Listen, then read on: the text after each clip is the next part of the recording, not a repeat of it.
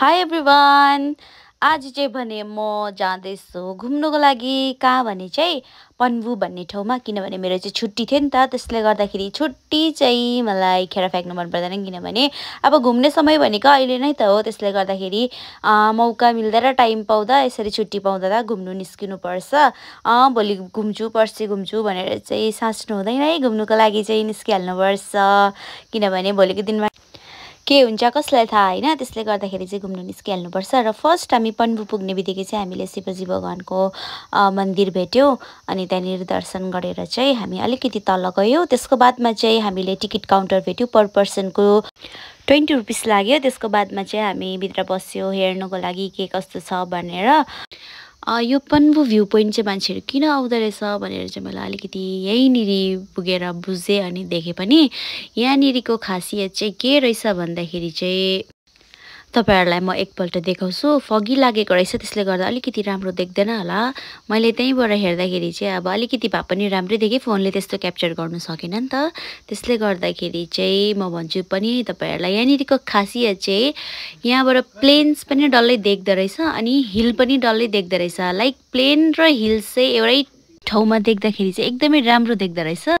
यहाँबाट चाहिँ बाघपुल त्यो ब्रिज पनि देख्दो रहेछ। अन्त त्यहीँबाट टक्कै सिलगढीहरू देख्दो रहेछ, अनि टक्कै यतापट्टि हिल्सहरू देख्दो रहेछ। अनि एकदमै भ्युज चाहिँ मलाई एकदमै राम्रो लाग्यो र तपाईहरु पनि आएर यो भ्युजलाई हेरेर इन्जोय गर्नुहोस् होला। अनि मैले चाहिँ एकदम मजाले हावा आएको कारणले गर्दा चाहिँ कपाल छोडेर एकदम एक दुईवटा भ्युजहरू हेर्दै भिडियोहरू पनि बनाएँ होइन। अनि यहाँनिर मेरो हस्बेन्डसँग गफ गर्दै सबै यताउता घुमेँ। अनि यति नै रहेछ।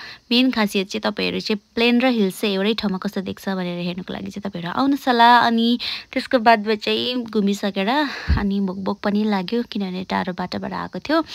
अन्त हामीले तातो मोमो मगाएर मजाले खाएँ। मिठो रहेछ भेज मोमो अनि चिया पनि है। विदाउट चिया त म त फेरि कहीँ गए पनि नो सक्दिनँ।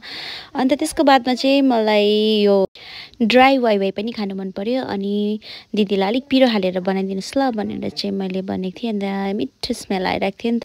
अनि एकदमै गरम गरम मैले वाइवाई टेस्ट गरेँ अनि एकदम मिठो बनाइदिनु भएको रहेछ दिदीले चाहिँ। त्यसको बादमा चाहिँ लु मेरो भिडियो अब अफ गरिदिनु, म चाहिँ मजाले गम खान्छु भनेर चाहिँ फेरि एक बाइट खाएर चाहिँ तपाईहरुलाई देखाएर चाहिँ दामी भनेर चाहिँ मैले फेरि खान स्टार्ट गरेँ। त्यसको बादमा चाहिँ हामी फर्क्यौँ। फेरि एकछिन घुम्ने भनेर सोच्दै थियो, पानी पर्नु थाल्यो नि त। त्यसले गर्दा चाहिँ त्यस्तो डरलाग्दो होइन, अलिअलि सिमसिम पानी पर्नु थाल्यो।